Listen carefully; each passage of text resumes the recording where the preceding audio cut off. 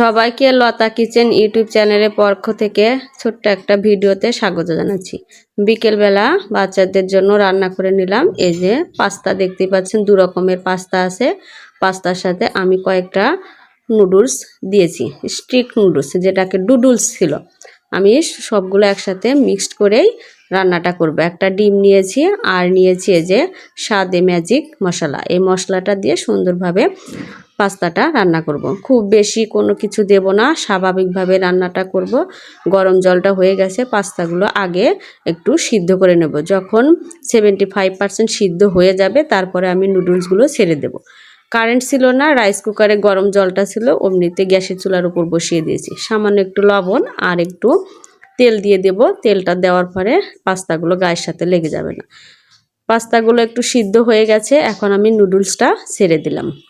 দেখুন পাস্তা এবং নুডলস খুব ভালোভাবে কিন্তু সিদ্ধ হয়ে গেছে। আমি একটা ভেঙে দেখিয়ে দিচ্ছি। এই দেখুন কত সুন্দরভাবে সিদ্ধ হয়ে গেছে। ঠান্ডা জল দিয়ে ধুয়ে রেখেছি আর সামান্য পরিমাণে কাঁচা তেল উপর দিয়ে মেখে রেখেছি। এতে করে পাস্তাগুলো ঝরঝরে হবে, খেতে অনেক ভালো লাগবে।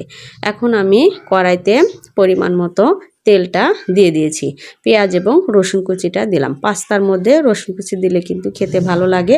আর কোনো মশলা আমি কিছুই দেব না, শুধু একটা ডিম ফাটিয়েই রান্নাটা করব। বাচ্চারা টমেটো গাজর দিলে খেতে চায় না। ভালো করে ভাজা ভাজা হওয়ার পরে একটা ডিম ছিল, ডিমটা দিয়ে সুন্দর করে ঝুরি ঝুরি করে ভেজে নিয়েছি। এখন আমি সিদ্ধ করে রাখা পাস্তা এবং নুডলসটা দিয়ে দেব।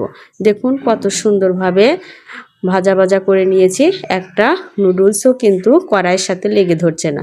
তার মানে ঠান্ডা জল দিয়ে ভালো করে ধুয়ে নিয়ে যখন একটু তেল মাখিয়ে রাখবেন তখন এটা ভালোভাবে রান্না করতে পারবেন।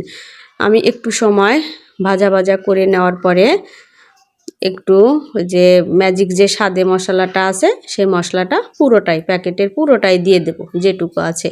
যেহেতু মশলা একটু পাস্তাটা একটু বেশি পরিমাণে আছে, সবটুকুই দিয়ে দিলাম। দিয়ে দেওয়ার পরে ভালো করে নাড়াচাড়া করে আর 2 মিনিটের মতো লো হিটে চুলার উপর রেখে নেব।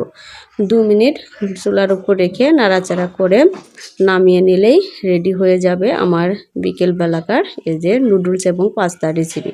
আপনারা বাসায় এভাবে বানিয়ে খাইয়ে দেখবেন, অনেক ভালো লাগবে। নুডলসের সাথে পাস্তা মিশিয়ে রান্নাটা করলে বেশ ভালোই লাগে খেতে। এই ছিল আজকে আমাদের বিকেলের নাস্তা। ভিডিওটি ভালো লাগলে চ্যানেলটি অবশ্যই লাইক এবং সাবস্ক্রাইব করে সঙ্গে থাকুন। ধন্যবাদ সবাইকে।